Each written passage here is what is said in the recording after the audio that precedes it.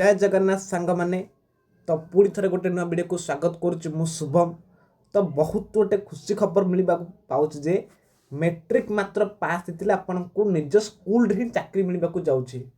पूरा रियल सांग मैंने पूरा गवर्नमेंट जॉब पूरा बुझा पड़ी कौन से फेक इनफर्मेशन आम चैनल ना जमार भी आर सैलरी सांग मैंने जानते ना 19,000 आउरी सारा जो डीएफए मिसे सांग मैंने आपंकर 22,000 हो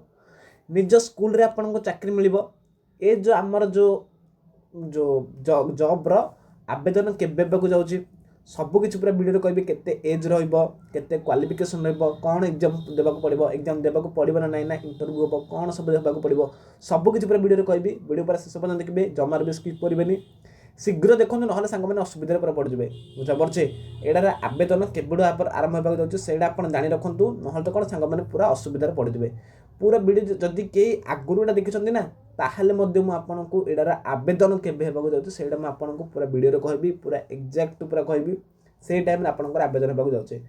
तो देरी करबा चलो सब वीडियो को आरंभ करवा।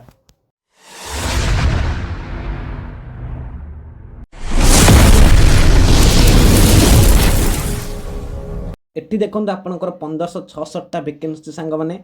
बुझा पड़े तो आपन कौन करार अच्छे यही वेबसाइट आपन कौन करार ना आपको आप्लाय करार अच्छी जोड़ा आम Odisha school and mass education बुझा पड़े तो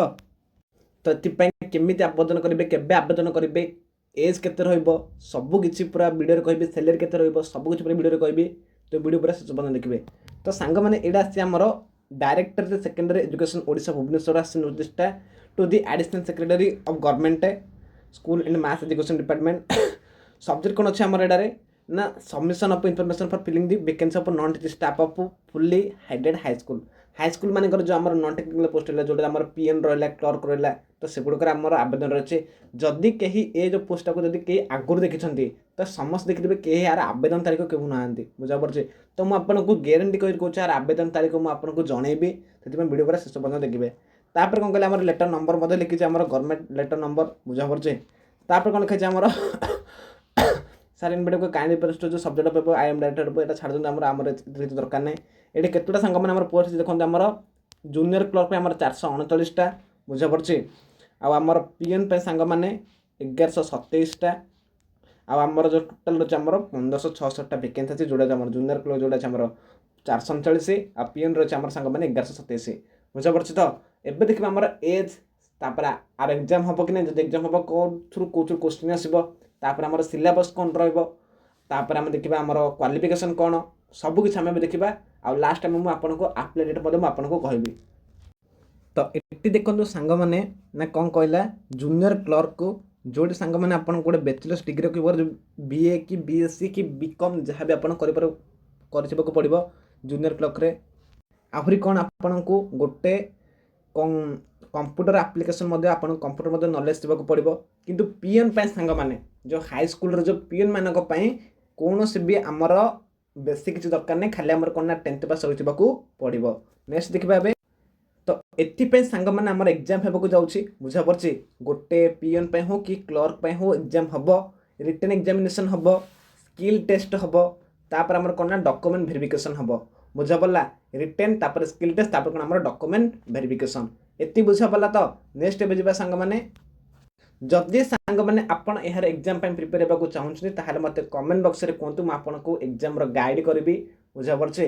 आउ एग्जाम किन क्वेश्चन कौन अच्छे प्रीवियस क्वेश्चन कौन रही सबकि आपड़ी कमेंट मत कहले तो तापर देखिए आम कौन कहले ना मिनिमम एज लिमिट आम 18 वर्ष बुझा पड़े आपन कौन होबार अच्छे ना 18 वर्ष होबार अच्छे आ मैक्सिमम एज लिमिट आपको 38 वर्ष होबार अच्छे ओबीसी एरा सब आम 5 इयर्स एससी एसटी 10 वर्ष इन सब रिलैक्सेशन अच्छी जोड़ा आप जानते ओबीसी 3 इयर्स आउ एससी एसटी पीडब्ल्यू आम 5 इयर्स आउटा पीडब्ल्यू प्लस एससी एसटी कौन से 15 इयर्स आम रिजर्वेशन रही नेक्स्ट देखा एवं आम फी विषय तो आमर जेनेल बा ईडब्ल्यूएस ओबीसी पे फ्री रही एससी एसटी पीडब्ल्यू मान फ्री रही बुझा पड़े ये कौन आपको फ्री देवाक पड़ो ना जोड़ा आम फ्री रही पूरा बुझा पड़े फ्रीटा आम पूरा फ्री रही कौन आपको शुल्क देवाक हम ना ये समस्त आसते सारा यहाँ आम ऑनलाइन हम ना अफलाइन तो मुझे लिखिकी कहीदे यहाँ आम ऑनलाइन आवेदन हम बुझा पड़े शिशु बाटिका आमर यहाँ अफलाइन नुह यहाँ कौन सांग मैंने ऑनलाइन ही आप्लाय हम बुझा पड़े भल सुजोग कहीं भी जमार हाथ छड़ा करेंगे ना समस्त जगह वैकेंसी जो आसो आप्लाय आपड़ करेंगे बुझा पड़े तो एबे देखिए आम कौन ना आर एजुकेशनल जो क्वालिफिकेशन जो कौन कौन आपन को थिबार अच्छे डॉक्यूमेंट्स ताहले आपन करें। तो एजुकेशनल सर्टिफिकेट आपन थियार अच्छे marksheet 10th 12th bachelor degree जो तार के सर्टिफिकेट रेसिडेंट सर्टिफिकेट तार email ID mobile number recent size photo आपनकर गोटे वन एड Aadhaar card voter card PAN card तापर सिग्नेचर एतिक आपन पाखे थिबाकू पड़ो। एबे देखिए सांग मैंने आमर सैलरी विषय सैलरी केते कौन रहिबो। तो जूनियर क्लास पे ग्रुप सी पोस्ट आम सांग मैंने रहा 19,900 रु 63,200 पर मंथ एते पूरा भल सैलरी सांग मैंने 19,900 आरंभ कर 63,200 आ पियन सांग मैंने 18,000 जोटा ग्रुप डी पोस्ट पियनटा तो आम 18,000 आरंभ कर 56,000 पर मंथ रहा बुझा पड़े। हेडमास्टर टू कहवा कथा ना हाईस्कल मान हेडमास्टर अधिक किए कमाऊँ पैसा ना पियन कमे दूसरे अधिक पूरा। तो नेक्स्ट देखिए आम ना आउ कौन आउ कि बेसी किसी ना बुझा पड़े। आम देखा जे आर जो आप्लाय डेटा केबे होगा जाऊँगी। तो देखु आमर आगामी शिक्षा वर्ष एप्रिल मसर आरंभ होगा जाऊँगी प्रायतः सब स्कूल हाईस्कल मानकर तो आहरी शीघ्र हो जाए बुझा पड़े। तो आम एतिकी लक्ष्य रखा डिसेम्बर मसरे जमीती हेले सांग मैंने आमर आर आप्लाय डेटा आसीज जो हाईस्कल पीएन क्लर्क नुहे डिसेम्बर मस भितर जमीती हेले आर कौन ना आप्लाय डेटा आसी सारी थी बुझा पड़े। तो बुझा पड़ा डिसेम्बर मस भितर आमर आप्लाय डेटा आसी से अनुसार आप प्रिपेयर हे जनवरी फेब्रुआरी मस आपंकर सांग मैंने कौन हम ना एग्जाम होकर स्किल टेस्ट खाली कौन दरकार ना आमर जूनियर क्लर्क पीएन आम आवश्यकता ना खाली एग्जाम देकर पास करेंगे बहुत भल सुजोग एटा कि बात छड़ा करेंगे ना